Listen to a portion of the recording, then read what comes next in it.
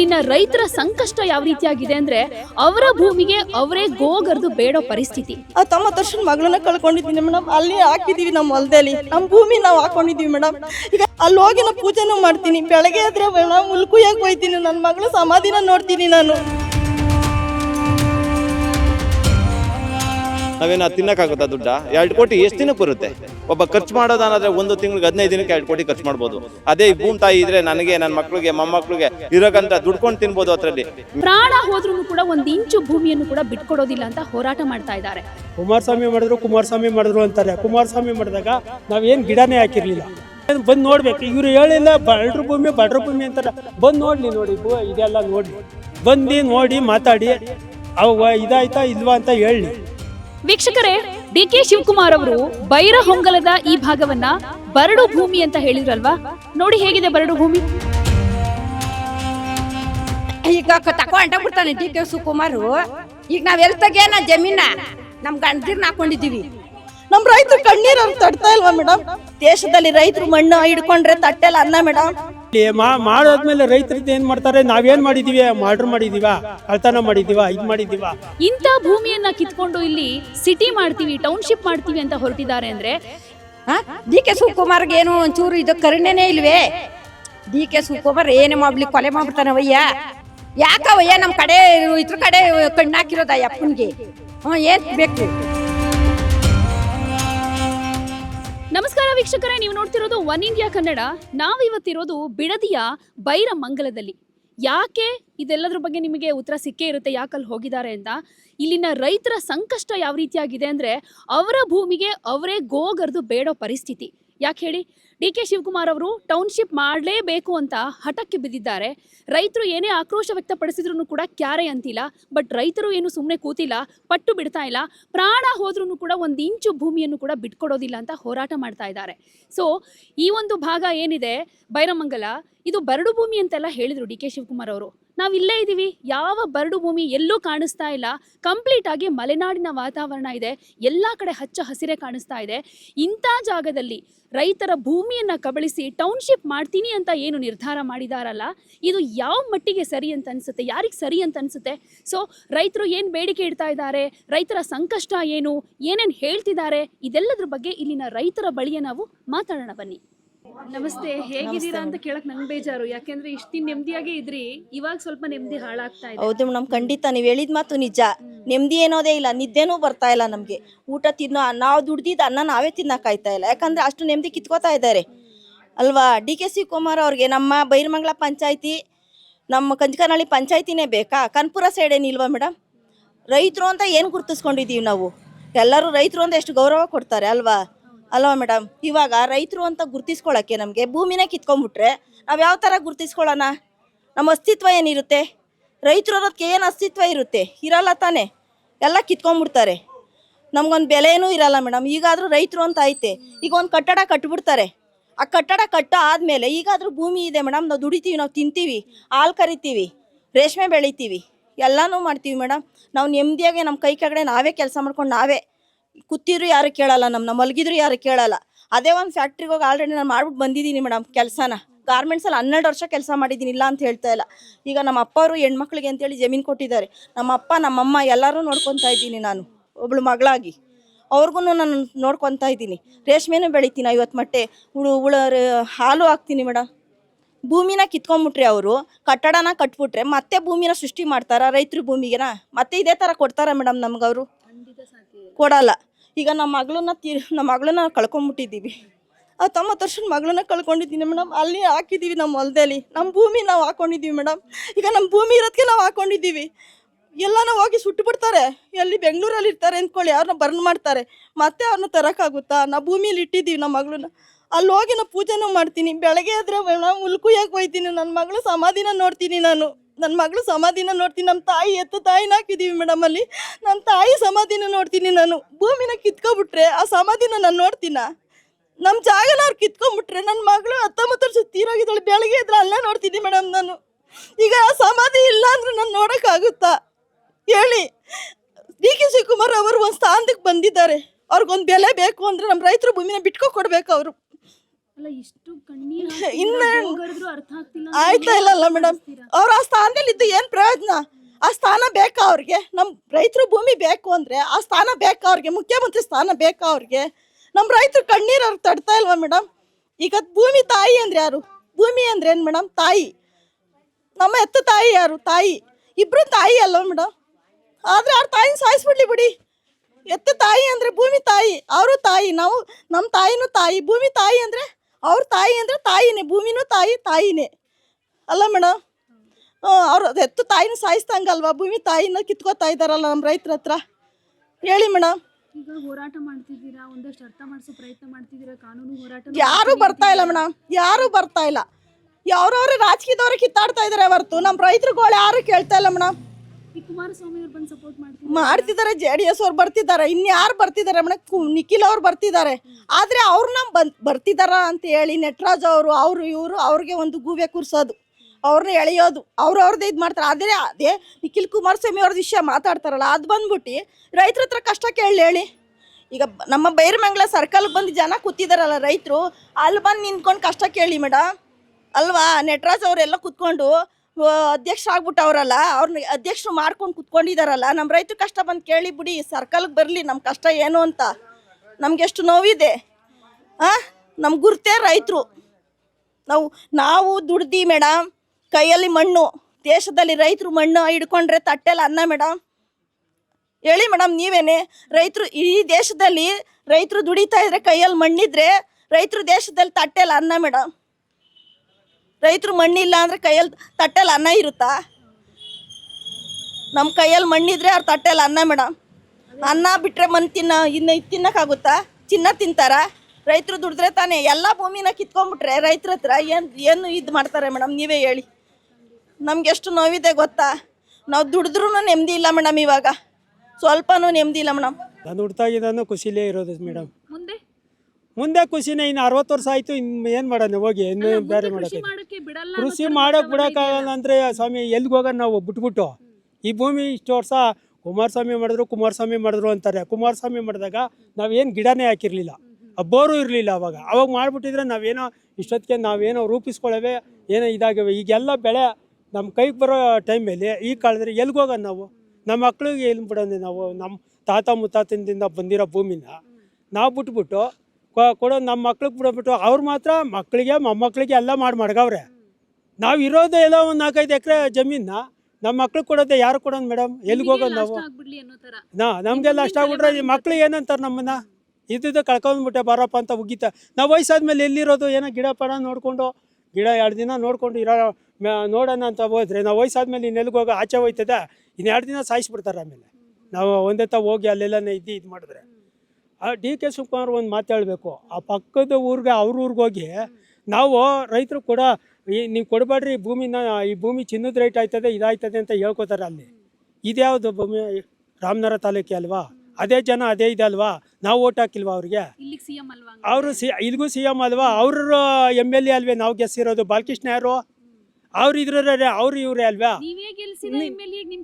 ಈ ಕಷ್ಟ ಎಲ್ಲ ಬರ್ತಾ ಇಲ್ವಲ್ಲ, ಅದಕ್ಕೆ ಅವ್ರು ಹೇಳ್ತಾರೆ. ಅಲ್ಲೇ ಒಂದು 5 ಕಿಲೋಮೀಟರ್ ದೂರದಲ್ಲಿ ಹೇಳ್ತಾವ್ರೆ. ಇಲ್ಲ ನಾವ್ಯಾರು ಮೇಡಮ್? ಅಷ್ಟೊಂದು ಒಟ್ಟೂರಿ ಯಾಕೆ ಇವ್ರಿಗೆ? ಅದೇನು ಬಂದು ನೋಡ್ಬೇಕು. ಇವ್ರು ಹೇಳಿಲ್ಲ ಬಡ್ರ ಭೂಮಿ ಅಂತಾರೆ. ಬಂದು ನೋಡಿ ಇದೆಲ್ಲ ನೋಡಲಿ, ಬಂದು ನೋಡಿ ಮಾತಾಡಿ ಇದಾಯ್ತಾ ಇಲ್ವಾ ಅಂತ ಹೇಳಿ.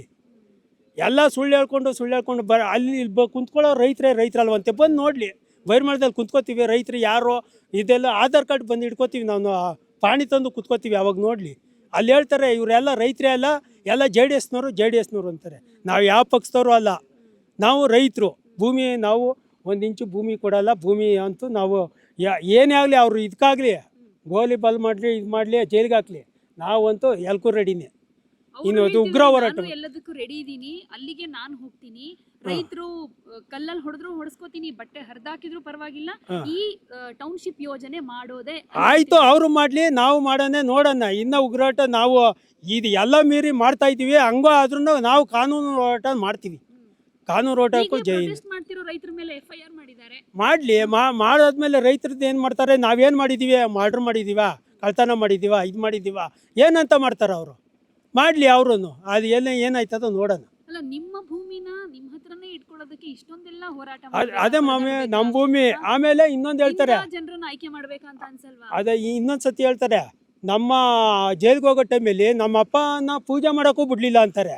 ಈಗ ಅವರು ಬಿಟ್ಟರು ಬಂದರು ಈ ಪೂಜೆ ಮಾಡ್ತಾರೆ. ನಾವು ಈ ಭೂಮಿ ಎಲ್ಲ ಕಳ್ಕೊಂಡಾದ್ಮೇಲೆ ನಮ್ಮ ತಾತ ಮುತ್ತಾತಂದು ಇವರೆಲ್ಲ ಹಾಕಿರೋದು ನಾವು ಹೆಂಗೆ ಎಲ್ಲಿ ಪೂಜೆ ಮಾಡೋಣ, ಎಲ್ಲಿ ಜಾಗ ಇದು ಅಂತ ಎಲ್ಲಿ ನೋಡೋಣ, ಎಲ್ಲಿ ಅವ್ರು ಮಾತ್ರ ಒಂದು ಇದು ಇದಾಗೋಯ್ತು. ಈಗ ನಮ್ಮ ತಾತ ಮುತ್ತಾತ ಈ ನಮ್ಮಪ್ಪವ್ರನ್ನ ಇವ್ರನ್ನೆಲ್ಲ ಇದು ಮಾಡೋದು ನಾವೆಲ್ಲಿ ಇದು ಮಾಡೋಣ, ಎಲ್ಲಿ ಪೂಜೆ ಮಾಡೋಣ ಹೋಗಿ ಹೇಳ್ರಿ. ಅವ್ರ ವಿಷಯನೇ ಅವ್ರಿಗೆ ಕೇಳೋಣ ನಾವು. ಅವ್ರು ಮಾತ್ರ ಒಂದು, ನಮಗೆ ಮಾತ್ರ ಒಂದು. ಈ ಭೂಮಿ ಎಲ್ಲ ಕೊಟ್ಬಿಟ್ಟು ಅವ್ರಿಗಿದ್ದಾದ್ಮೇಲೆ ಏನನ್ನ ಹೋಗ್ಲಿ, ಏನು ನಾನು ಮಾಡ್ತೀನಿ ಅಂತಾರೆ.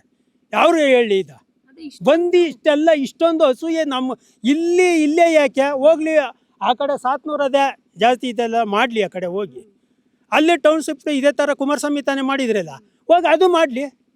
ಅದು ಇನ್ನೆಷ್ಟು ದೂರದ ಇಲ್ಲದೆ ಇಲ್ಲೇ ಯಾಕೆ ಮಾಡಬೇಕು? ಇಲ್ಲಿ ನೋಡಲಿ ಇದೆಲ್ಲ. ಯಾವ ಕಾಲಕ್ಕೂ ಮೇಡಮು ಒಂದು ಇಂಚು ಭೂಮಿ ಬಿಡಲ್ಲ ನಾವು. ಏನೇ ಹೋರಾಟ ಆಗಲಿ, ಅವ್ರು ಏನೇ ಮಾಡಲಿ ನಾವು ಹೋರಾಟ ಮಾಡ್ತೀವಿ.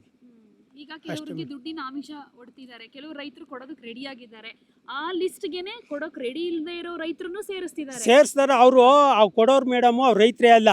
ಅವರು ಸುಮಾರು 10 ಎಕರೆ ಭೂಮಿ ಮಾಡಿಕೊಂಡವ್ರು ಜೋರಾಗಿ. ಅವ್ರ ಕೈಲಿ ಮಾಡೋಕ್ಕಾಗಲ್ಲ, ಆಳುಗಳ ಕೈಲಿ ಮಾಡಿಸ್ತಾರಲ್ಲ, ಇದರಿಂದ ನಾವು ಕೊಟ್ಬಿಡೋಣ ಅಂತ ಇರ್ತಾರೆ. ಅವ್ರು ದೊಡ್ಡ ರೈತರುಗಳು ವ್ಯವಹರಿಸಿ ದುಡಿಯೋರಲ್ಲ. ಆದ ಕಡೆ ಆ ಥರ ಹೇಳ್ತಾರೆ. ನಾವು ದುಡಿತೀವಿ, ನಾವು ಬಂದು ನೋಡಲಿ, ನಾವು ಇದಂತೂ ಯಾವ ಕಾರಣಕ್ಕೂ ಕೊಡಲ್ಲ. ನೋಡು, ನಮ್ಮ ಕಷ್ಟ ಅವ್ರಿಗೆ ಅರ್ಥ ಆಯ್ತಾ ಇಲ್ಲ. ನಮ್ಮ ಕಷ್ಟ ಏನು ಬೀಳ್ತಾ ಇದ್ದೀವಿ ಅನ್ನೋದು ಅವ್ರಿಗೇನು ಅರ್ಥ ಆಯ್ತದೆ. DK ಶಿವಕುಮಾರು ಅದು ಯಾರೋ ಕಾನ್ಪುರದ ರೂಟು, ಅವರು ಬಳಗ, ಅವರು ಇದೆಲ್ಲ, ಅವ್ರನ್ನೂ ಮಾತ್ರ ಜನ ಚೆನ್ನಾಗಿರಬೇಕು, ನಮ್ಮ ರೈತರು ಚೆನ್ನಾಗಿರಬೇಕು ಅಂತ DK ಶಿವಕುಮಾರ್ ಹೇಳಕ್ಕೆ ಮಾತ್ರ ಜಾಂಡ್ರು. ಈ ಜಮೀನು ಕೊಡಬೇಡ್ರಿ, ನೀವು ಉಳಿಸ್ಕೊಳ್ರಿ, ನಿಮಗೆ ಬೇಕು ಅನ್ನೋಕೆ ಮಾತ್ರ ಜಾಂಡ್ರು. ಇದೇ ಇದು ಕಂಚಕಾನಹಳ್ಳಿ ಪಂಚಾಯತಿ, ಬೈರ್ಮಂಗ್ಲ ಪಂಚಾಯತಿ 26 ಊರು, ಅವ್ರು ಮಾತ್ರ ಜನ ಅಲ್ವಾ? DK ಶಿವಕುಮಾರ್ಗೆ ಅವ್ರೇನು ದೇವಾನ? ಅವ್ರೇನು ಮನ್ಸರ ಅಲ್ವೇ? ಅವ್ರ ಕಡೆಯವ್ರಿಗೆ ಮಾತ್ರ ಅನ್ಬೋದು DK ಶಿವಕುಮಾರ್. ಈ ಕಡೆ ರೈತರು ಏನು ಮಾಡವ್ರು ಅವ್ರಿಗೆ? ಹಾರ್ವಳ್ಳಿದು ಕಡೆ, ಆ ಕಡೆ ಎಲ್ಲ ಮಾತ್ರ ಬೇಕು ಅವ್ರಿಗೆ. ನಾವು ಹೊಸ್ಕೊಳ್ ಕಟ್ಕೊಂಡು ನೋಡಿ, ಈಗ ಇನ್ನೂ ಹಾಲು ಕರಿಬೇಕು, ಕೂಕ ಹೊಡ್ ಬಂದರು. ನಾವು ನಮ್ಮ ಗಂಡದಿರು ತಿನ್ಕೊಂಡು ನಾವು ಏನೋ ವನವಾಸ ಮಾಡ್ತಾ ಇದ್ದೀವಿ, 4-5 ಹೊಸ್ಕೊಳ್ ಕಟ್ಕೊಂಡಿದ್ದೀವಿ. ನಮಗೆ ಸಂಗೋಳ ಮಾಡಿಕೊಂಡು ನಾವೇನು ಜೀವನ ಮಾಡೋಣ? ಈಗ ತಗೊಂಡಾಗ್ಬಿಡ್ತಾನೆ DK ಶಿವಕುಮಾರು. ಈಗ ನಾವು ಎಲ್ಲಿ ತೆಗಿಯೋಣ ಜಮೀನ? ನಮ್ಮ ಗಂಡದಿರ್ನ ಹಾಕೊಂಡಿದ್ದೀವಿ. ಈಗ ನಾವು ಪೂಜೆ ಮಾಡೋಕ್ಕಿಲ್ವ ಅಲ್ಲಿ? ನಾವು ಬೇರೆ ಕಡೆ ಹೋದ್ರೆ ಪೂಜೆ ಮಾಡಿ ನಮ್ಮನ್ನ ತಗೊಂಡು ನಾಯಿ ಹೇಳ್ದಂಗೆ ಹೇಳ್ದಾಕ್ತಾರೆ ಅವರು. ನಮ್ಗೆ ಯಾಕೆ ಕಷ್ಟ ಕೊಡ್ತಾರೆ? ನೀವೇ ಹೇಳಿ ಮೇಡಮ್. ನಾವೀಗ ಯಾವ್ದಾರ ಒಂದು ಸಂಘಕ್ಕಾದ್ರೂ ಮಕ್ಳನ್ನ ಕೇಳಬೇಕು. ಅವ್ರೂ ಅವ್ರ ಗಂಡ ಹೆಂಡ್ರ ಮಕ್ಳನ್ನು ನೋಡಾರೋ, ನಮ್ಮನ್ನೇ ನೋಡಾರೋ. ನಮಗೂ ಒಂದು ಮಗ ಇತ್ತು, ಅದಕ್ಕೂ ಮದುವೆ ಮಾಡಿ ಕಳ್ಸಿಬಿಟ್ಟಿದ್ದೀವಿ. ಒಬ್ಬನೇ ಮಗ, ನನ್ನೇ ನೋಡಿ ಹೆಂಡ್ರ ಮಕ್ಳನ್ನು ನೋಡಾನೆ. ನಾವು ಏನೋ ಹಾಲು ಕರ್ಕೊಂಡು ಇಲ್ಲ ಕೂಲಿಗೆ ಹೋಯ್ತೀವಿ ಮೇಡಮ್, ಅಲ್ಲಿ ಹಾಲು ಕರಿತೀವಿ, ಹಸ್ಕೊಂಡು ಮೇಸ್ಕೊಂಡು, ಯಾರ ಕರೆದ್ರೆ ಕಳೆಗೆ ಹೋಯ್ತೀವಿ. ನಾವು ಎಷ್ಟು ಇದು ಮಾಡ್ಕೋತಾ ಇದ್ದೀವಿ ಗೊತ್ತೇ ಸಂಘಗಳಿಗೋಸ್ಕರ. ನಮ್ಗೆ ಯಾಕೆ ಇಷ್ಟು ಇದು ಕೊಡ್ತಾರೆ ಇವರು? DK ಶಿವಕುಮಾರ್ಗೆ ಏನು ಒಂಚೂರು ಇದು ಕರುಣೆನೇ ಇಲ್ವೇ? ಏನೇ ಕರುಣೆ ಇರಲಿ, ಏನೇ ಇರಲಿ, ನಮ್ಮ ಭೂಮಿ ನಮ್ಮ ಹಕ್ಕು. DK ಶಿವಕುಮಾರ್ ಏನೇ ಮಾಡಲಿ, ಕೊಲೆ ಮಾಡ್ಬಿಡ್ತಾನೆ ಅವಯ್ಯ, ಏನೇ ಮಾಡಲಿ. ಅವಯ್ಯ ಹೇಳ್ತಾ ಇರ್ಬೋದು, 2,000 ರೂಪಾಯಿ ಹಾಕ್ತೀನಿ ನಾನು ಬಸ್ಸಿನ ಚಾರ್ಜು, ಆ ಚಾರ್ಜು 2,000 ರೂಪಾಯಿ ನಮಗೆ ಬೇಡ, ನಮಗೆ ಭೂಮಿ ಉಳಿಸ್ಕೊಡ್ಲಿ. ನಮ್ಮ ಭೂಮಿ ಒಂದು ಉಳಿಸ್ಕೊಟ್ರೆ ನಮ್ಗೆ ಅಷ್ಟೇ ಸಾಕು.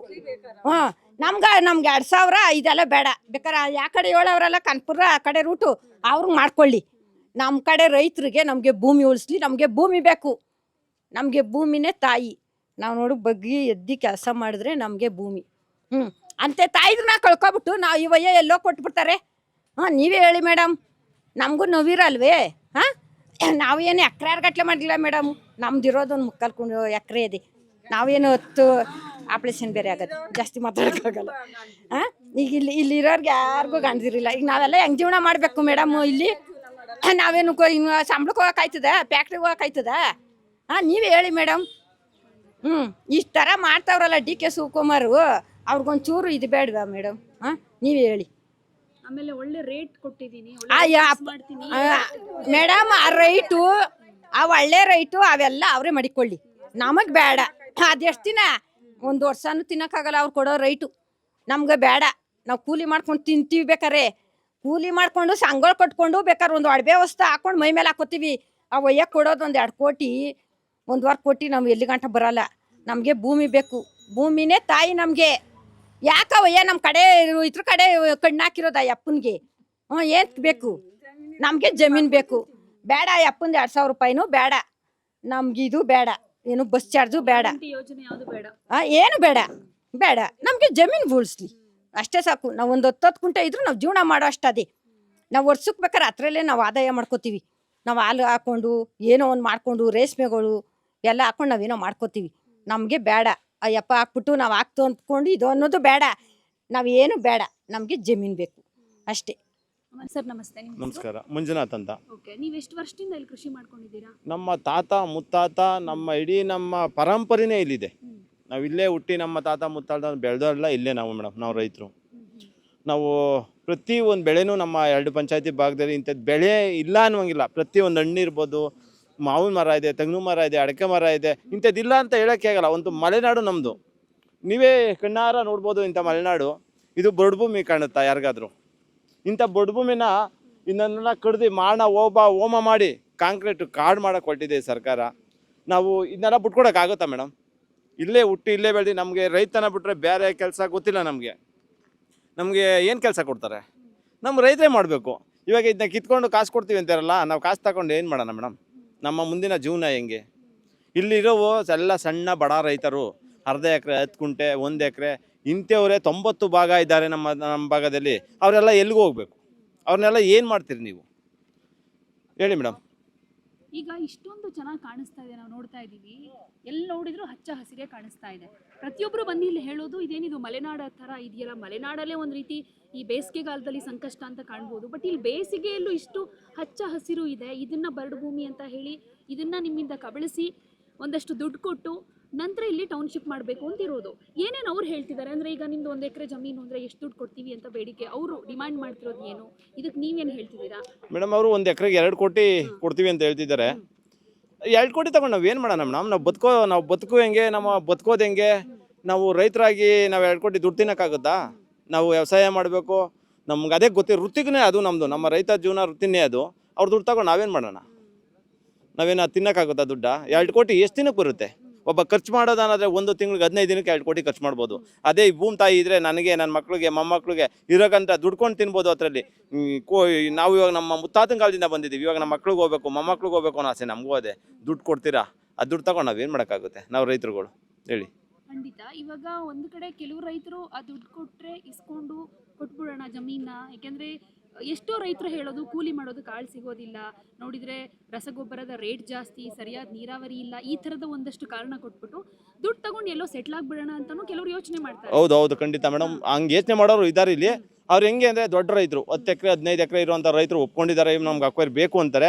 ಅವರು ಹೆಂಗೆ ಅಂದರೆ ಒಂದು 10 ಎಕರೆ 20 ಕೋಟಿ ಬರುತ್ತೆ, ಎಲ್ಲ ಬಾಡಿಗೆ ಮನೆ ಇನ್ನೊಂದು ಮಾಡ್ಕೊಂಡು ಅವ್ನು ಬದುಕ್ತಾನೆ, ಅವ್ರು ಚೆನ್ನಾಗಿರ್ತಾರೆ. ಬಟ್ ನಮ್ಮಂಥ ಬಡ ರೈತರು ಎಲ್ಲಿಗೆ ಹೋಗ್ಬೇಕು?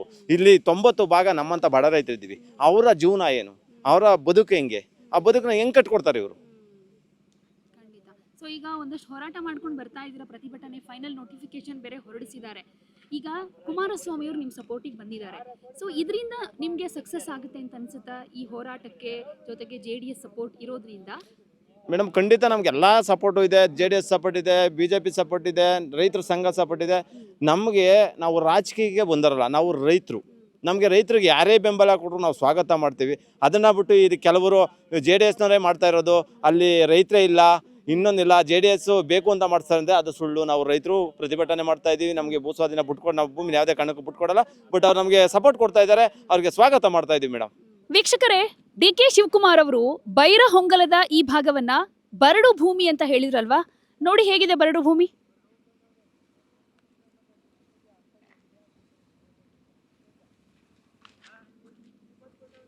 ನೋಡಿದ್ರಲ್ವಾ DK ಶಿವಕುಮಾರ್ ಅವರ ಪಾಲಿನ ಬರಡು ಭೂಮಿ ಹೇಗಿದೆ ಅಂತ? ಅವರಿಗಿದು ಬರಡು ಭೂಮಿ ತರ ಕಾಣ್ಬೋದು. ನೀವೇ ನೋಡಿದ್ರಿ ಯಾವ ತರ ಇದೆ ಅಂತ. ಈ ಭೂಮಿ ಏನಿದೆ, ಇದು ಭೂಮಿ ತಾಯಿ ರೈತರ ಪಾಲಿಗೆ ಅಕ್ಷರಶಃ ಅನ್ನ ಕೊಡ್ತಾ ಇರುವಂತ ಭೂಮಿ. ಇಂಥ ಭೂಮಿಯನ್ನ ಕಿತ್ಕೊಂಡು ಇಲ್ಲಿ ಸಿಟಿ ಮಾಡ್ತೀವಿ, ಟೌನ್ಶಿಪ್ ಮಾಡ್ತೀವಿ ಅಂತ ಹೊರಟಿದ್ದಾರೆ ಅಂದರೆ, ಇರೋ ಸಿಟಿಲೇ 108 ಸಮಸ್ಯೆ ಇದೆ. ಅದನ್ನು ಸರಿ ಮಾಡೋದು ಬಿಟ್ಬಿಟ್ಟು ನಮ್ಮ ಭಾಗಕ್ಕೆ ಬಂದು ಈ ಜಮೀನು ಕಿತ್ಕೊಳ್ಳೋ ಪ್ರಯತ್ನ ಮಾಡ್ತಿದ್ದಾರಲ್ಲ, ಇದು ಸರಿನಾ ಅಂತ ಪ್ರಶ್ನೆ ಮಾಡ್ತಿದ್ದಾರೆ, ಕಣ್ಣೀರು ಹಾಕ್ತಿದ್ದಾರೆ, ಗೋಳಾಡ್ತಾ ಇದ್ದಾರೆ ರೈತರು. ಈ ರೈತರ ಸಂಕಷ್ಟ ಅವರಿಗೆ ತಲುಪ್ತಾ ಇದೆಯಾ? ತಲುಪ್ತಾ ಇದ್ರೂ ಅಥವಾ ಜಾಣ ಮೌನ ಅಂತ ಹೇಳ್ತಾರಲ್ಲ, ಜಾಣ ಕುರುಡು ಅಂತಾರಲ್ಲ, ಆ ಥರ ಇದ್ದಾರಾ? ಯಾವ ಪ್ರತಿಷ್ಠೆಗೆ ಬಿದ್ದು ಈ ರೀತಿಯಾಗಿ ಮಾಡ್ತಾ ಇದ್ದಾರೆ? ಇದು ಕುಮಾರಸ್ವಾಮಿಯವರ ಕೂಸು ಅಂತ ಹೇಳ್ತಾರೆ. ಬಟ್ ಕುಮಾರಸ್ವಾಮಿಯವರು ಈ ಯೋಜನೆ ಕೈಗೆತ್ಕೊಂಡಾಗ ಆಗಿನ ಪರಿಸ್ಥಿತಿ ಹೇಗಿತ್ತು, ಈಗಿನ ಪರಿಸ್ಥಿತಿ ಹೇಗಿತ್ತು, ಇದೆಲ್ಲವನ್ನ ನೋಡ್ಬೇಕಲ್ವಾ? ಆಗ ರೈತರು ಬೇಡಿಕೆಯನ್ನ ಇಟ್ಟರು, ಜೊತೆಗೆ ಮನವಿ ಮಾಡ್ಕೊಂಡಿದ್ದಕ್ಕೆ ಕುಮಾರಸ್ವಾಮಿಯವರು ಈ ಯೋಜನೆಯನ್ನ ಕೈ ಬಿಟ್ರು.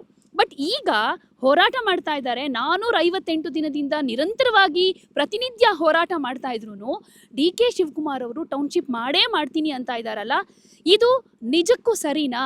ಹಾಗೇನೆ ಒಂದು ಯೋಚನೆ ಮಾಡಬೇಕಾಗತ್ತೆ, ರೈತರನ್ನ ಕೆಣಕಿದ್ರೆ ಮುಂದೆ ಉಳಿಗಾಲ ಇಲ್ಲ ಅಂತ. ಆ ಪರಿಸ್ಥಿತಿ ಬರಬಾರ್ದು ಅಂದ್ರೆ ಡಿ.ಕೆ. ಶಿವಕುಮಾರ್ ಅವರು ಈ ವಿಚಾರದಲ್ಲಿ ಇನ್ನೊಂದ್ಸಲ ಯೋಚನೆ ಮಾಡಬೇಕಾಗುತ್ತೆ, ರೈತರ ಪರವಾಗಿ ನಿಲ್ಬೇಕಾಗುತ್ತೆ. ಈ ಹಿಂದೆ ಇದೇ ಯೋಜನೆಯನ್ನ ವಿರೋಧ ಮಾಡಿದ್ದು ವಿರೋಧ ಪಕ್ಷದಲ್ಲಿ ಇಟ್ಕೊಂಡು ಡಿ.ಕೆ. ಶಿವಕುಮಾರ್ ಅವರು ಈಗ ಅಧಿಕಾರ ಬಂತು, CM ಆಗೋಕ್ಕೂ ಮುಂಚೆ ಹೇಳಿದ್ರು ಮಾಡೇ ಮಾಡ್ತೀನಿ ಅಂತ. ಈಗ CM ಆದ್ಮೇಲೂ ಕೂಡ ಫೈನಲ್ ನೋಟಿಫಿಕೇಶನ್ ಹೊರಡಿಸಿದ್ದಾರೆ ಟೌನ್ಶಿಪ್ ಮಾಡಬೇಕು ಅಂತ. ಅಂದ್ರೆ ಈಗೇನೋ ರೈತರು ಶಾಂತಿಯುತವಾಗಿ ಹೋರಾಟ ಮಾಡ್ತಾ ಇದ್ದಾರೆ, ರೈತರನ್ನ ಇನ್ನಷ್ಟು ಕೆರಳಿಸೋದು ಬೇಡ, ಮುಂದೆ ಅದರ ಎಫೆಕ್ಟ್ ಅನ್ನು ಅನುಭವಿಸಬೇಕಾಗತ್ತೆ. ಸೊ ಈಗಲೇ ಈ ಕೂಡಲೇ ಈ ಯೋಜನೆಯನ್ನ ಸರ್ಕಾರ ಕೈ ಬಿಡೋದ್ರ ಬಗ್ಗೆ ಯೋಚನೆ ಮಾಡಬೇಕು ಅಂತ ರೈತರು ಆಗ್ರಹ ಮಾಡ್ತಾ ಇದ್ದಾರೆ. ಸೊ ಕಾದು ನೋಡೋಣ, ಡಿ.ಕೆ. ಶಿವಕುಮಾರ್ ಅವರು ಈ ಒಂದು ಹೋರಾಟದಲ್ಲಿ, ಅಂದ್ರೆ ರೈತರು ಮಾಡ್ತಾ ಇರುವಂತಹ ಹೋರಾಟದಲ್ಲಿ ಮಣಿತಾರ ಅಥವಾ ಮತ್ತೆ ಎದುರಾಳಿಯಾಗಿ ನಿಂತು ಭೂಮಿಯನ್ನ ಕಿತ್ಕೊಂಡೇ ತೀರ್ತೀನಿ ಅನ್ನೋ ರೀತಿಯಲ್ಲಿ ಮಾಡ್ತಾ ಇದ್ದಾರಲ್ಲ, ಏನ್ ಮಾಡ್ತಾರೆ ಕಾದು ನೋಡೋಣ. ಯಾವುದೇ ಸುದ್ದಿಯ ಅಪ್ಡೇಟ್ ಅನ್ನ ಮಿಸ್ ಮಾಡ್ಕೊಳ್ಬಾರ್ದು ಅಂದ್ರೆ ಈಗ್ಲೇ ಒನ್ ಇಂಡಿಯಾವನ್ನ ಸಬ್ಸ್ಕ್ರೈಬ್ ಮಾಡಿ. ನಿಮಗೆ ಬೇಕಾದ ಭಾಷೆಯಲ್ಲಿ ಎಲ್ಲಾ ಸುದ್ದಿ ತಿಳಿಬೇಕು ಅಂದ್ರೆ ಒನ್ ಇಂಡಿಯಾ ಆಪ್ ಅನ್ನ ಡೌನ್ಲೋಡ್ ಮಾಡ್ಕೊಳ್ಳಿ.